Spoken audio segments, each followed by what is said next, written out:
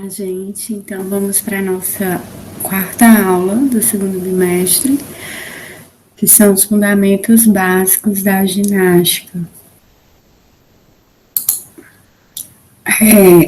Com relação à definição, né, do que são os fundamentos básicos da ginástica. O fundamento básico da ginástica está nas ações corporais essenciais: saltar, equilibrar-se, rolar, girar, suspender e balançar, embalar. A compreensão, a vivência e a identificação de suas diversas possibilidades, bem como de alguns elementos que influenciam na sua execução, são necessários para a ampliação e o aprofundamento do conhecimento da ginástica como prática esportiva e de lazer.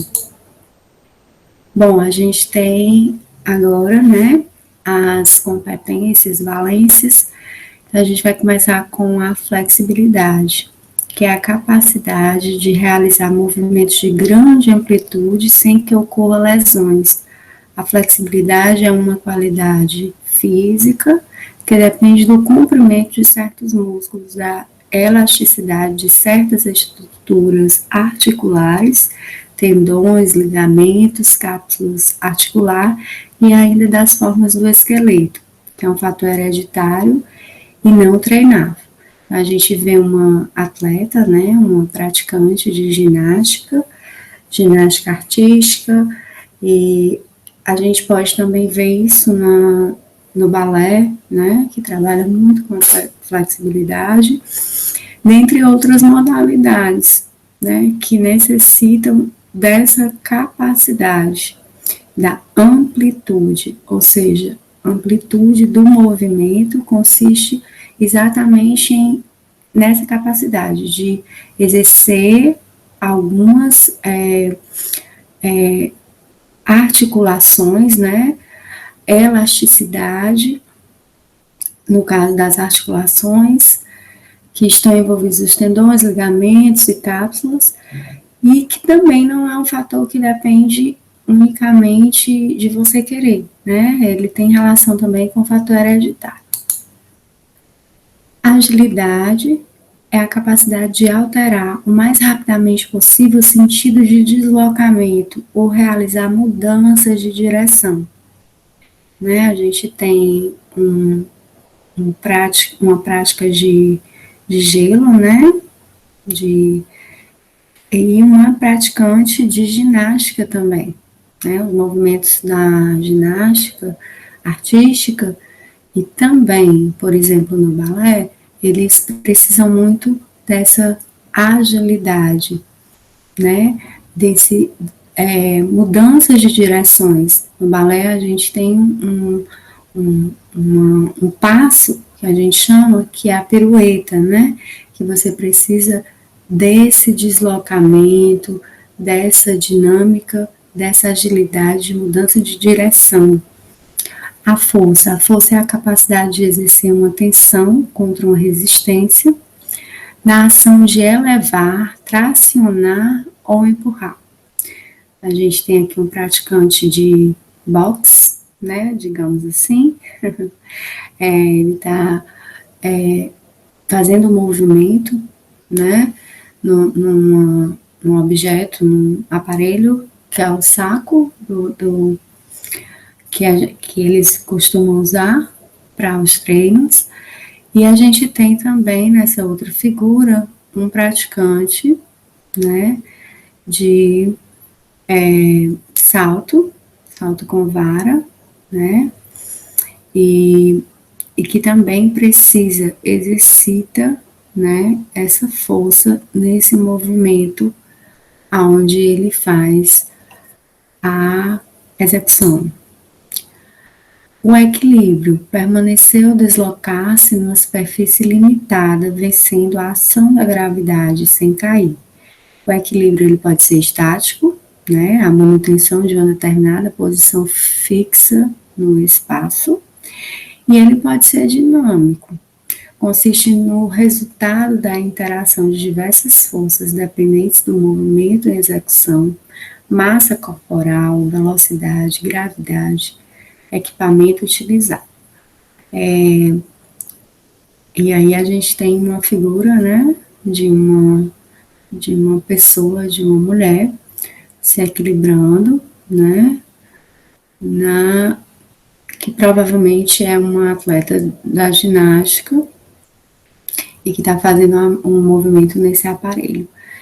Com relação ao equilíbrio dinâmico, né, os próprios movimentos, algumas atividades, algumas modalidades, por exemplo, o surf, né, onde a gente tem que fazer uso de um equipamento, que é a prancha, né, ele precisa muito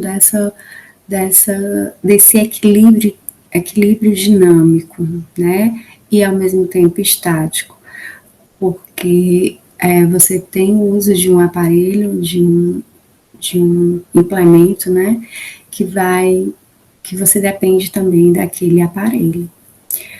Velocidade, qualidade particular dos músculos e das coordenações neuromusculares, permitindo a execução rápida de movimento com intensidade máxima e duração breve, ou muito breve. Aqui a gente tem um corredor, né? Resistência. A resistência é a capacidade de manter a atividade física por períodos de tempos prolongados, retardando a fadiga.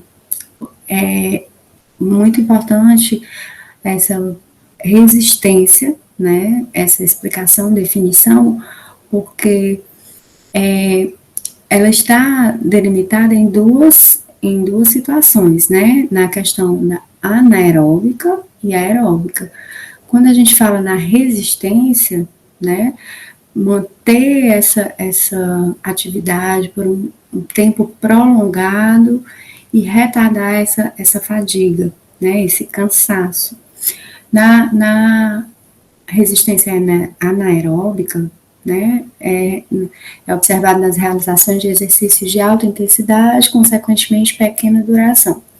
A gente pode observar isso, né, por exemplo, na figura a gente tem um exemplo de uma corrida, né, mas a gente pode observar isso na musculação. Os exercícios da musculação, eles precisam dessa resistência muscular, né? Quando a pessoa não está treinada o suficiente, ela geralmente sente essa fadiga, e a gente costuma dizer que é liberado, né, uma substância que a gente chama de ácido lático, e que você começa a sentir um formigamento, né? No caso da resistência aeróbica, a principal característica é apresentar uma intensidade média a moderada, um elevado volume, e manifesta de forma global no organismo. Então, já a aeróbica é essa resistência cardiorrespiratória. Se eu me canso muito, se eu me canso rapidamente, né, o cansaço, aquele cansaço de não conseguir realizar atividade, o cansaço respiratório, ele está mais associado, ele está, na verdade, associado à resistência aeróbica. E aí a gente tem nas modalidades de natação, por exemplo, atividades que dependem de um tempo maior, né? E uma intensidade média a moderada. Saltar, desprender-se da ação da gravidade, manter-se no ar e cair sem machucar-se. O salto tem 3 fases, aí a gente tem aqui o impulso, né, que é a primeira fase, a fase de voo e a aterrissagem. Os saltos eles podem ser executados em 2 planos, né, que é o plano vertical e o plano horizontal. Aqui a gente tem o plano vertical e aqui o horizontal, com as pernas unidas ou afastadas, grupadas, né, carpadas, ou estendidas e combinadas com giros. E a gente tem aqui, ó, essa última figurinha, os saltos com giros, né? Girar e rolar. E aí, o que seria? Dar volta sobre o eixo do próprio corpo. Nessa figura, a gente tem os planos e eixos de movimento, ó. E Os giros, eles podem ser executados em 3 eixos corporais: longitudinal, transversos e antero-posterior. Para vocês entenderem melhor, a gente tem o eixo longitudinal, né? Nessa primeira figura, a gente tem aqui a exemplificação de cada eixo. No longitudinal, estende-se na posição em pé, em sentido crânio-caudal, cabeça e pés, né? E orienta-se perpendicularmente ao chão. O eixo antero-posterior, né? Ele estende-se em sentido antero-posterior da superfície anterior para posterior, ou do dorso para a frente do corpo.